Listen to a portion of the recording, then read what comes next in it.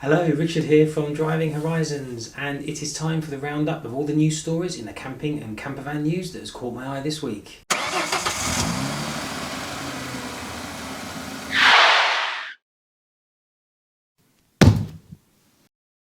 Now, this may or may not become a weekly thing. It will depend on a couple of things like how popular it is, but also if there is enough news to share each week, which hopefully there will be. So first up, let's start with one of the UK's biggest campervan, caravan and motorhome show roundups. A couple of weeks ago saw the October Motorhome Caravan and Camping Show at the NEC. It sounds like it was a roaring success with at least 3 of the 6 days sold out well in advance. There was 11 halls filled with over 350 exhibitors, apparently thousands of leisure vehicles on show and a packed schedule in their Inspiration Theatre. I did try to find some more exact stats, but I couldn't. But what I did read was that almost a month before the show, they'd sold over 80,000 tickets, which is a lot of tickets for a camping show, definitely. In the Inspiration Theatre, topics included things like electric touring, tips on taking your dog to Europe, and essential gadgets to take on the trips with you as well. Destinations covered in the theatre were the Norwegian fjords, Austria, touring Spain's hidden coasts, and among other places. Unfortunately, I was gutted I couldn't make this one, but I do aim to go in the next one, which is in February, so stay tuned for that. And next up is a story that I found on Out and About Live. Vantage Motorhomes are adding another string to their bow. They usually specialise in Fiat Ducato chassis, but have launched their first pop-top camper vans at the NEC show. There are 2 new campers, both based on the Ford Transit Custom and in short wheelbase form. After a little bit more digging via their Facebook page, I have found a link to an article all about the vans. The top of the range model, the Luna, has things like Webasto diesel heating, hot and cold water and other specs you would expect, but also an underslung gas tank as well as a solar panel and so much more. The lower spec van is called a Fuse, and it wasn't clear from their article what would be missing from the Fuse to justify the £5,000 price difference. According to an article I found on Practical Motorhome, the Luna is priced at a tad under $65,000, with the lower spec Fuse coming in at around $60,000.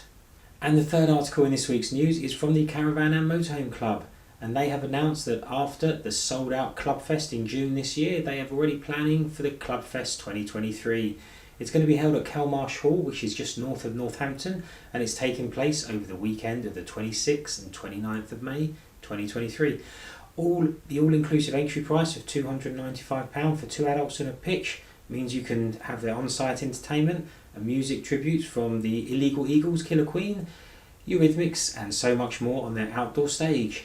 There is a kids zone, a food court and a shopping village among other things as well. And finally, MMM have announced their winners for the Motorhome and Campervans of the Year for 2023. Now, as you can imagine, there were lots of different categories such as Best Compact Motorhome or Best VW Campervan. I will put links to the article in the show notes, but I thought I would, or in the description to the video, but I thought I would share with you the overall winners. First up, the MMM and Campervan Magazine Motorhome of the Year is the Heimer Venture S. It is a pretty stunning vehicle. It has a rear sun deck that I must admit looks pretty cool and will give you great views if you're lucky enough to get a stunning park up like this. You access the sun deck via the rear lounge, where there is a pop-up table that stores neatly under one of the rear seats. The bed is in the pop top, or the loft as they like to call it, and it's accessed via built-in steps that double up as storage, so it's very clever. There's also an app which helps you control the lighting, for example, and once that lounge and sun deck is closed for the night, you have your own cinema room with built-in speakers. Now, I don't know about you, but I can see why this has been voted Motorhome of the Year. However, with all of that stuff that I've just told you about, it does come with a hefty price tag, about €200,000. And you don't know what more you have to pay if you want to get some of these extras added, so it's not cheap. Next, the MMM and Campervan Magazine Campervan of the Year winner is the Globe Traveller Voyager Zed.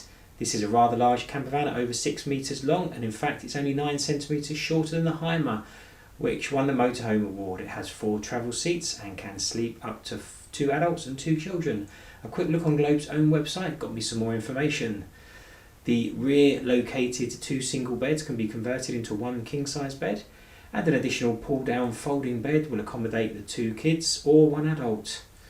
The washroom is located near the middle of the van and it has a dry and wet zone, so the shower area is separate from the rest of the bathroom. From these pictures it does look really nice, but again it does come with a hefty price tag of just under £96,000. So that is it. Thank you for watching. That's it for this week's Camping and Caravan News, or Camping and Campervan News, and the roundup of things that caught my eye. Don't forget, if you like this video, then give it a thumbs up, and if I definitely get enough views and enough likes, then I will spend the time bringing you weekly news that catches my eye, all about camping and campervans. And if you haven't already, it's not just the news, there's our travels and campsite tours and things like that. So if you haven't already, why not subscribe to the channel, hit that notification bell, and you can see all our future videos. In the meantime, thanks for watching, and we'll see you in the next video.